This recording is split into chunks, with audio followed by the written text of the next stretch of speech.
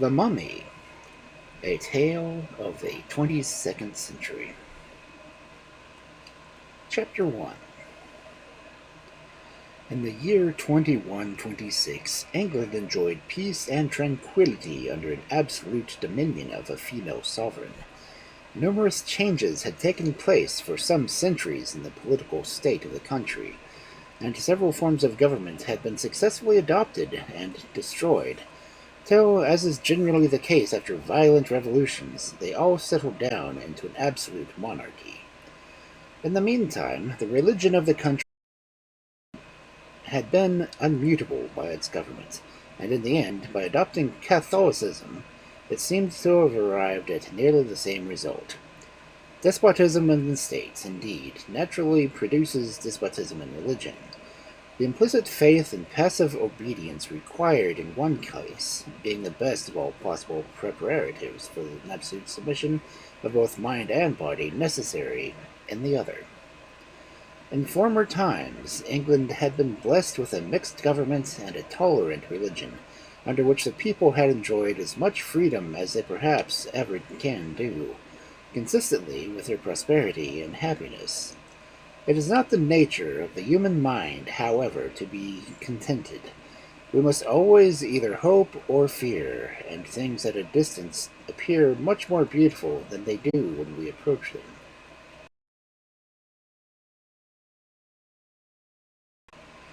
That we always fancy what we have not infinitely superior to anything we have, and neglect enjoyments within our reach to pursue others which, like ignis fatui, elude our grasp at the very moment when we hope we have attained them. Thus it was with the people of England. Not satisfied with being rich or prosperous, they longed for something more. Abundance of wealth caused wild schemes and gigantic speculations, and though many failed, yet, as some succeeded, the enormity of sums gained by the projectors incited others to pursue the same career. New countries were discovered and civilized, and the whole earth was brought to the highest pitch of cultivation. Every corner of it was explored, mountains were leveled, mines were excavated, and the globe racked to its center. Nay, the air and sea did not escape, and all nature was compelled to submit to the overwhelming supremacy of man. Still, however, the English people were not contented. Enabled to gratify every wish till satiety succeeded indulgence, they were still unhappy, perhaps precisely because they had no longer any difficulties to encounter. In the meantime, education had become universal, and the technical terms of abstruse sciences familiar to the lowest mechanics, whilst questions of religion and politics and metaphysics, agitated by them daily, supplied them stimulus for which their minds, enervated by over-cultivation, constantly craved. The consequences may be readily conceived. It was impossible for those who studied deeply, who had to labor for their daily bread, and in not having time to make themselves masters of any given subject, they only learned enough of all to render them disputations and discontented. Their heads were filled with words to which they affixed no definite ideas, and the little sense heaven had blessed them with was lost beneath a mass of undigested and misapplied knowledge. Conceit inevitably leads to rebellion. The natural consequence of the mob thinking themselves as wise as their rulers was that they took the first convenient opportunity that offered to jostle the aforesaid rulers from their seats. The aristocracy was established, and afterwards a democracy, but both bared the same fate, for the leaders in each turn found the instruments they had made use of to rise soon became unmanageable. The people had tasted the sweets of power, they had learned their own strength, they were enlightened, and fancying they understood the art of ruling as well as their quondam directors, they saw no reason why, after shaking off the control of one master, they should afterwards submit to the dominion of many. We are free, they said. We acknowledge no laws but those of nature, and of those we are as competent to judge as our would-be masters, and what they are superior to ourselves.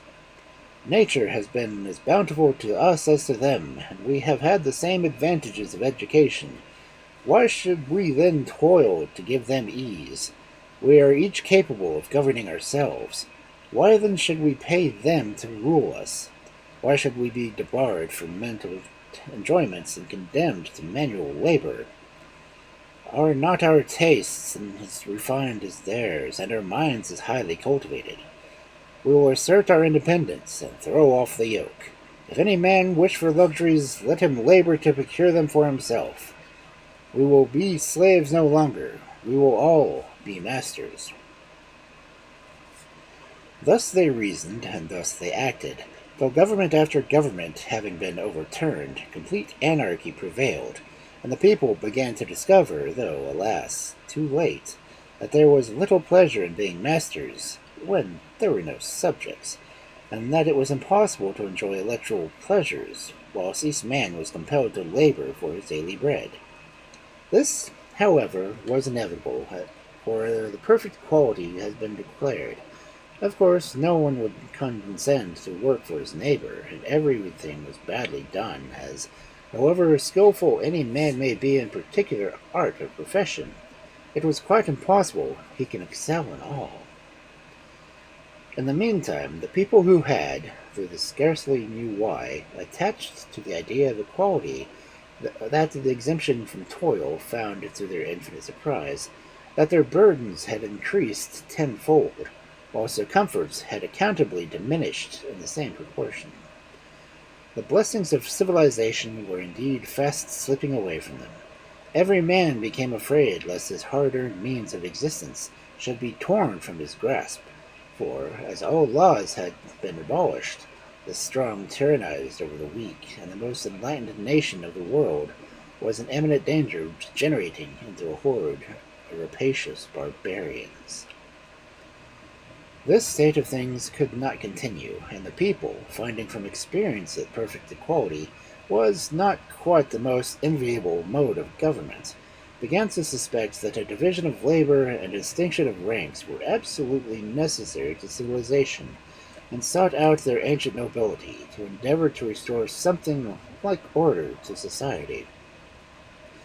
These illustrious personages were soon found. Those who had not immigrated had retired to their seats in the country, where, surrounded by their dependents and a few friends who had remained faithful to them, they enjoyed the atium cum dignate, and consoled themselves for the loss of their former greatness, by railing most manfully at those who had deprived them of it. Amongst this number was the lineal descendant of the late royal family, and to him the people now resolved humbly and unconditionally to offer the crown, imagining, with the usual vehemence and inconsistency of popular commotions, that the arbitrary government must be best for them, as being the very reverse of that, the evils of which they had just so forcibly experienced. The prince, however, to whom the deputation from the people made this offer, happened not to be ambitious. Like other Cincinnatus, he placed all his happiness in the cultivation of a small farm, and had sufficient prudence to reject the grandeur which he felt must be purchased by the sacrifice of his peace.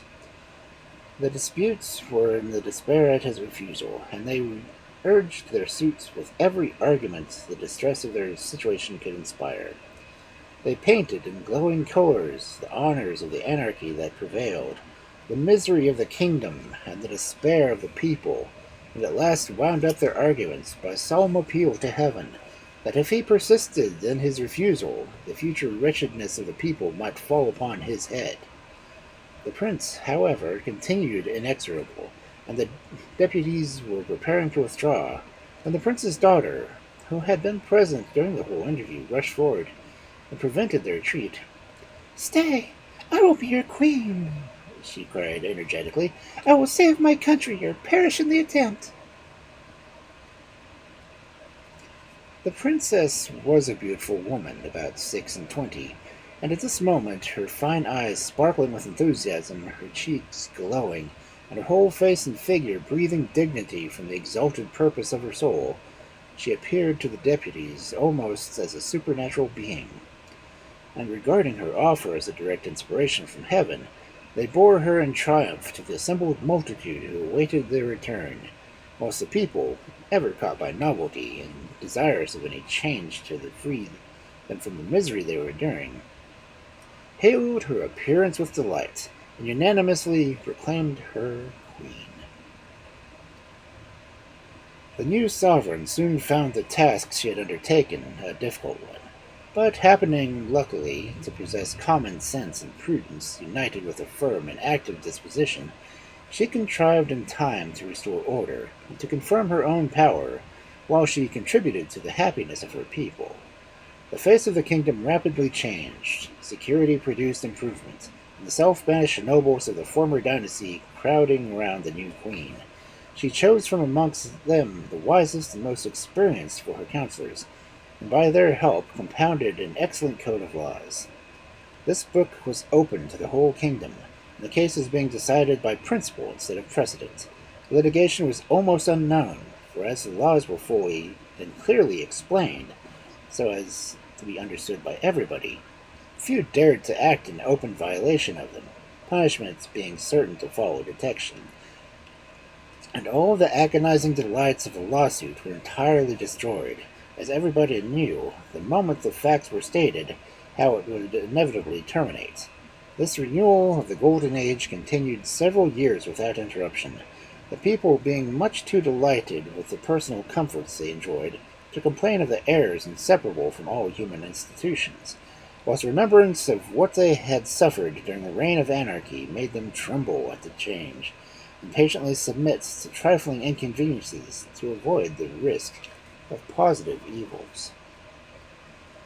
This generation, however, passed away, and with it died not only the recollection of their past misfortunes with the kingdom, but also the spirit of content they had engendered. A new race arose, who, with the ignorance and the presumption of inexperience, found fault with everything they did not understand, and accused the queen and her ministers of dotage, merely because they did not accomplish impossibilities. The government, however, was too firmly established to be easily shaken. The judicious economy of the queen had filled her treasury with riches, her prudent regulations had extended the commerce of her subjects to an almost incredible extent, and her firm and decided disposition made her universally respected both at home and abroad. The malcontents were therefore awed into submission, and obliged, in spite of themselves, to rest satisfied with growling at the government they were not strong enough to overturn. At this time, however, the queen died, and the state of affairs experienced an important change. It has been before said that the religion of the country had altered with its government. Atheism, rational liberty, and fanaticism had followed each other in regular succession, and the people found by fatal experience that persecution and bigotry assimilated as naturally as infidelity and superstition. A fixed government, however, seemed to require an established religion, and the multitude, over the extremes, rushed from excess of liberty to intolerance. The Catholic faith was restored, new saints were canonized, and confessors appointed in the families of every person of distinction. These priests, however, were far from having the power they possessed in former times. The eyes of men had been too long opened to be easily closed again. Education still continued among the lower classes, and though at this time this history commences, it is also going out of fashion with persons of rank, and its influence was felt even by those prejudiced against it. During the reign of the late queen, the minds of the public, not having any state affairs to occupy them, had been directed to the improvement of the arts and sciences, and so many new inventions had been struck out, and so many wonderful discoveries had been made, so many ingenious contrivances put into execution. The poor nature seemed degraded from her throne, the usurping man to have stepped up to supply her place. Before the queen died, she chose her niece Claudia to succeed her, and as she enacted that none of her successors should marry, she ordered that all future queens should be chosen by the people from such female members of her family as might be 20 and 25 years of age. at the time of the throne's becoming vacant. Every male throughout the kingdom who had attained the age of 21 was to have a voice in this election, but as it was presumed that it might be inconvenient to convoke these numerous electors into one place, it was agreed that every 10,000 should choose a deputy to proceed to London to represent them, and that a majority of these deputies should elect the Queen. This scheme, however, though feasible in theory, seemed likely to present some difficulties when it was put into practice, but of these the old Queen never troubled herself to think. She had provided against an immediate disturbance by choosing her own successor, and she left posterity to take care of itself. Queen Claudia was one of those fainéant sovereigns of whom it is extremely difficult to write the history, for the simple but unanswerable reason that they never perform any action worthy of being recorded. However, though she did not do much, she seldom did any harm. She thus contrived to escape either violent censure or applause, and in short, to get through life very decently without making much of a bustle about it. She continued with the same counselors that had been employed by her predecessor, appointing the sons when the fathers died to save trouble. She left the laws as she found them for the same reason, and in short, she let the affairs of government go on so quietly and so exactly in the same routine as before that for 2 or 3 years after her ascension the people were scarcely aware that any change had taken place. The commencement of the year 2126, however, marked by symptoms of turbulence. The malcontents, secretly encouraged by Roderick, King of Ireland, and suffered to gain strength under the easy sway of Claudia, rose to arms in different parts of the kingdom, and marching on London, attempted to seize the person of the Queen.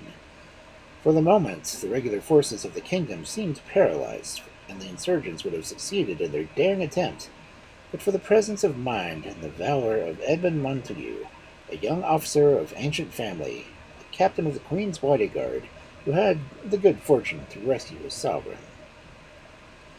This circumstance was decisive. The rebels, disappointed at their hopes and imperfectly organized, gave way everywhere before the regular troops, who had now recovered from their stupor, whilst the Queen, whose gratitude for the time succor afforded Edmund Montague its own bound, made him commander of her forces in Germany, and the youthful hero quitted England to take possession of his post.